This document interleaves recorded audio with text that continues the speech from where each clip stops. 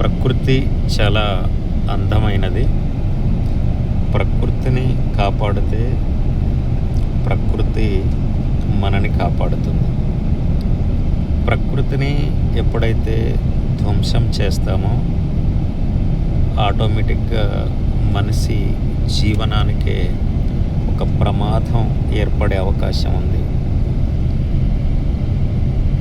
జీవ పరిణామ క్రమంలో మనిషి ప్రకృతిని డ్యామేజ్ చేస్తూ ఉన్నాడు, కానీ ప్రకృతి మనిషిని కాపాడుతూ ఉంది.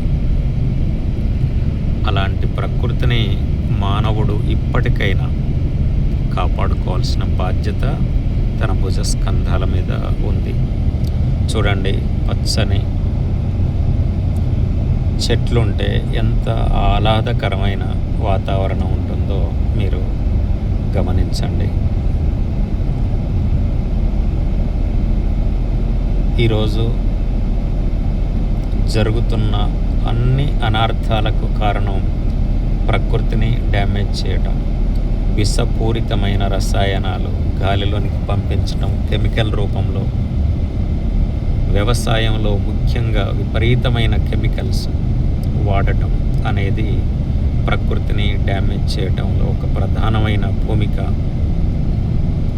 ఈరోజు రైతు సోదరులందరూ కూడా దిగుబడి దిగుబడి దిగుబడి అంటున్నారు తప్ప ఆ దిగుబడి తీసే క్రమంలో ప్రకృతి ఎంత విలవిలలాడుతుంది, భూమి ఎంత డ్యామేజ్ అవుతుంది అనేది కూడా గమనించలేకపోతూ ఉన్నాడు. కాబట్టి ఇప్పటికైనా రైతు సోదరులు ఆలోచన చేయాలి. ప్రకృతి ప్రేమికులైన మనం, రైతు అంటే ప్రకృతిని ప్రేమించే వ్యక్తి, రైతు అంటే ప్రకృతిని కాపాడే వ్యక్తి, రైతు అంటే నలుగురికి అన్నం పెట్టే వ్యక్తి, రైతు అంటే ఈ ప్రపంచాన్ని తన కనుసన్నలలో కడుపు నింపే వ్యక్తి.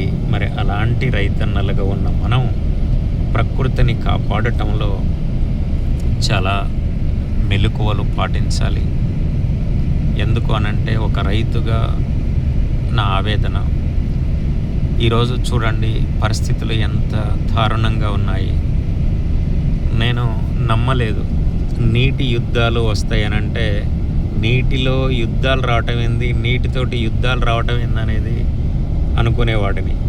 ఆహార కొరత వస్తుంది అనుకుంటే పుస్తకాలలో చదువుకున్నాం అనుకునేది. కానీ రానున్న రోజులలో చాలా విపత్కరమైన పరిస్థితులు వచ్చే అవకాశం అనేది ఉంది. ప్రపంచంలో ప్రధానంగా భారతదేశం వ్యవసాయక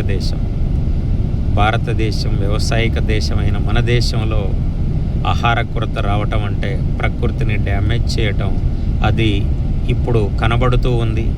ఎక్కడ చూసినా కానీ చూడండి, పచ్చని చెట్లు ఉండవలసిన, పచ్చని పల్లెలు ఉండవలసిన ప్రాంతం అంతా ఈరోజు ఎర్రగా మారిపోయింది. వర్షాలు లేవు, రెండవది నార్లు పెరిగిపోతూ ఉన్నాయి. ఒక పక్క రైతు పెట్టుబడి పెట్టి లక్షల రూపాయలు నార్మల్లు ఈరోజు మొత్తం టోటల్గా ఏమి చెయ్యాలనో దిక్కుచోతని పరిస్థితులలో ఈరోజు రైతు ఉన్నాడు.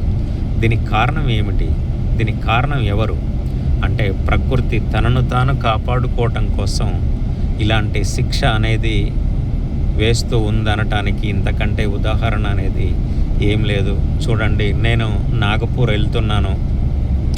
ఈ ప్రాంతాన్ని చూస్తూ ఉంటే చాలా హ్యాపీ అనిపిస్తుంది. ఇలాంటి అరణ్యాలు చూడండి, ఎంతటి చక్కని అరణ్యాలు, వాతావరణం ఎంత ఇదిగా ఉందో చూడండి. మరి ఇలాంటి వాతావరణాన్ని ప్రతి రైతు, విజయరామ్ గారు చెప్పినట్టు, ప్రతి రైతు 5 ఎకరాలు ఉన్న రైతు ఒక అరెకరంలో అడవిని పెంచాలి. ఖచ్చితంగా ఇది గనక చేయగలిగితే మళ్ళీ మనం ఒక 20 నుంచి 30 సంవత్సరాలలో మనం ఒక అందమైన ప్రపంచంలో భారతదేశాన్ని చూస్తాము.